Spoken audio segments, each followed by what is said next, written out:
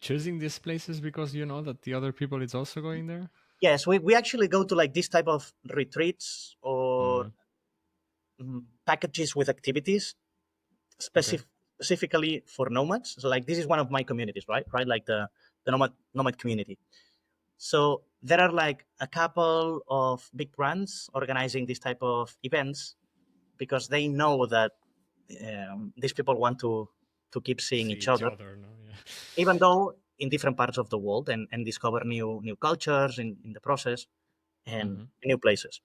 So yeah, this is like a good thing. That's what I say. If you go to places based on the interests, it will be easier for you to find your tribe. I call them your tribe. You know, it can be your community. Words are different for us, but you know what I mean. Do you miss connecting a bit with the local people Hmm. sometimes? Like, Yeah, this is this is something I see a lot.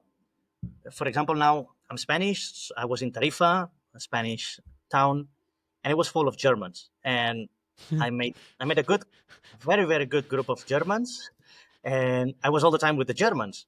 And I was like their interpreter everywhere where mm, we went. So I could speak to them and to the locals, and I could see like the cultural barriers. And there is one thing I don't like about nomading is that we live in our own bubble and we do not connect, we do not mingle with the locals. And that's why if you ask any local merchant, even though the nomads come with a lot of money to spend, they don't like nomads. yeah. So it doesn't to me it's like an oxymoron. It's like you're here because of them, but you don't like them. And this is because nomads have their own bubble Mm, and they do everything like they are used to. And because it's so different than what locals do, they don't spend, neither of them spend enough time to get to understand to each other. And this is something I'm trying to change because the culture I like is not my culture, it's the culture I'm building. And it's like I'm taking like the best parts of all the cultures I'm discovering. mm, I'm putting them into one box, and like in this box, this is the culture I belong to. To me, this is easier because I'm used to travel. But locals, they are mostly not used to travel, and when they travel as tourists, mm. and it's a completely different experience. And because of that, I see like this friction, between the two worlds, and that's why if you walk by any major street of Barcelona in summer, you'll see locals hating Yeah. with the water pistols. The Yeah, water yeah, of pistol course, of course. I saying, mean, at the end, it's the tourists go model home. of cities with tourism. It's also like not ideal at all, no? Like, Exactly, but this is the model of city that we've built. And if we don't like this model, we shouldn't fight the people we are inviting because a nomad is coming to the city because the city allows it. If you mm, don't want nomads, just ask a visa, ask for a specific visa on the passport. But if the passport allows you to go in, we locals shouldn't be fighting with the nomads.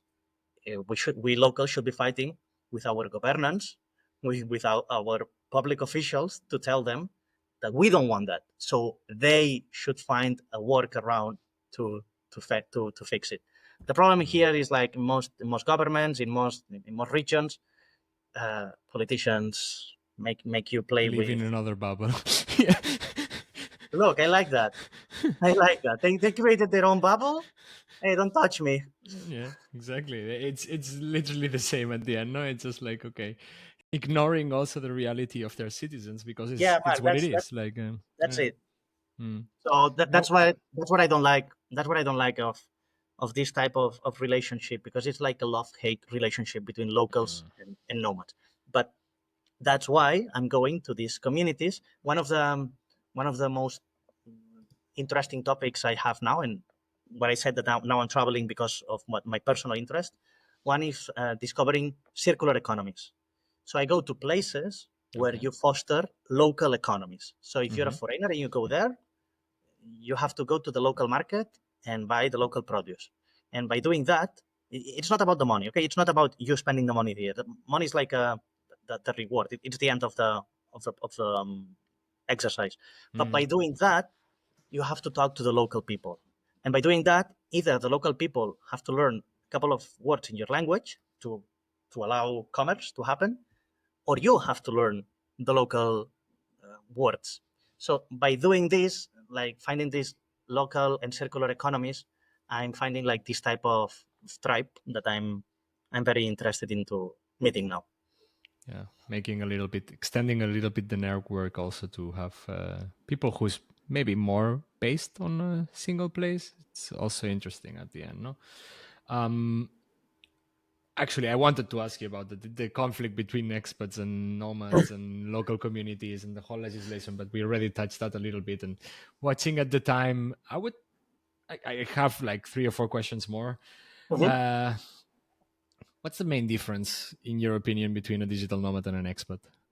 Because Yeah, these terms yeah, are there, no? So, of course. And maybe now if you look at the dictionary, will be different. But we made the words. So for me, a digital nomad is digital is just an adjective that you add to the word to the nomad. nomad, yeah. So let's remove the digital, because digital means that it's online and internet. It's easy to Mm-hmm. understand.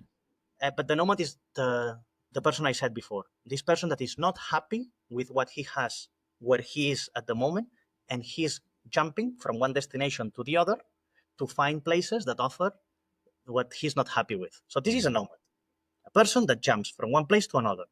Will it jump every week, every month, every 6 months, every 5 years? It's relative. Time is relative. Maybe it takes you 1 year to understand that you're not happy in a place, and maybe it takes me double because I'm slower or because I have other things in my head. Time is relative, so it Mm-hmm. doesn't matter.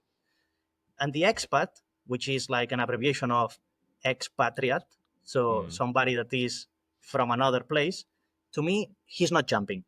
He's somebody that comes from another place, and he decided, and that's what I said before, to find his final destination.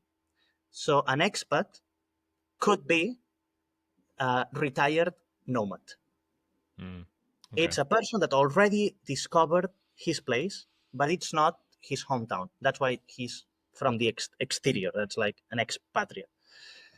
Yeah. So maybe you're an expat after your first trip. Imagine you are from Barcelona and then you go to Greece. Okay, one trip, only one trip in your life, and you decide to settle in Greece. You are an expat directly because you have only done this trip. But you were a digital nomad as well for one trip. So you started there, and once you decided that was your final destination, it's like, okay, I'm an expat. But now, if you after Greece, you go to Bologna, or now Mm. now you're going back to being a nomad. And maybe one day you say, all right, Bologna is my final destination. I'm an expat again. And It's that, weird. that's, It's weird because at the end I'm in between these things. No, I never moved to another country thinking, oh, this is just temporary, or yes, but in the sense of like neither searching for a perfect place to live. It was just life. No, I moved to Germany because yeah, of work. I met yeah, someone in Germany who was an archaeologist, and then logically we went to Greece, uh, and then it's just like it's circumstances of life that bring me into that. I never considered myself a nomad in the sense of like I willingly push for this change, no? and I But it's agree interesting. It's completely. interesting. I agree with your definition because I applied to myself. When I first decided to leave Spain for Austria, I wasn't thinking, oh, I'm a nomad, the nomad life. No, life pushed me there. I found a Mm, job, my dream job there, so I went there. But in retrospect, now I can see that that's why now I can tell that I'm a nomad, or I have been a nomad for many, many years, because I'm looking in retrospect. And there is this other category of people that are more location uh, conscious, mm. and they when they travel, they know they are nomads. But it's like, I think that the vast majority, like your story and my story, we were nomads, even though we didn't know we were nomads. Yeah. Okay, then I have 2 more challenges questions. One, probably you've been asked like 3,000 times about this. I actually needed to choose a little bit what to ask because, of course, language, visas, whatever. So I would definitely go for because the languages, you already talk a little bit about it. what about the visa situation? Like, how do you deal with getting to travel to places where you require a visa at the end? So luckily, every time I needed to go to a place, it was so easy. I didn't have Okay. any ever I have gotten issues. Why? Maybe I'm not going to these distant, far away, difficult places to land. Mm. So and when I was a pilot, to me it was easy. You know, Ah, just yeah. by showing my license and my job, it's like I got access to any place. So easy. It's the best passport to have. No, It I was get it it. was And you know, now I have like this strong passport. You know, like there are like two types of passports, no? The strong ones and the Yeah. ones that will become strong. So now the strong ones are American, European, so North American or European. Mm. And now I'm talking to a lot of people that is starting to think about getting his second passport from a country that will be strong in the future, meaning Paraguay, Uruguay, Argentina, those Mm. countries that now nobody wants to go there because they suffer so much from socialism and communism and all these things. But you know, the West world is going into that direction. So there will be one day, and maybe it's not in our lifetime, but our passports won't open us as many doors as they used to. Mm. Last question that I have before we jump to a little bit of life hack or advice from your side. And maybe it opens Pandora's box because it's a complex topic, but let's do it. What about taxes? Oh yeah, How yeah. do you deal with? Because I, of course, I know myself. 183 days being a resident in a country counts as your base of taxation. How does it work for a nomad? So first of all, the word tax in English, it's an easy word to say. It's not. It doesn't transmit the negative connotations it have in Spanish. So Mm. the direct translation from tax, if we would translate it from Spanish to English, it would be imposed. So it means like somebody is imposing you, is forcing you to pay something. Mm. Either you like it or not. Like it's something that is imposed by who? By the force. What's a force? Like police from every government. So when we decide to live in a country, we agree to the laws and regulations of this country. And um, how do you abide these laws? Well, following the rules of conduct and paying this. Tax. I, I don't like to use the word pay because we're not paying. They are extracting it from us. It's like because when you pay for something, you choose. You have the option to choose.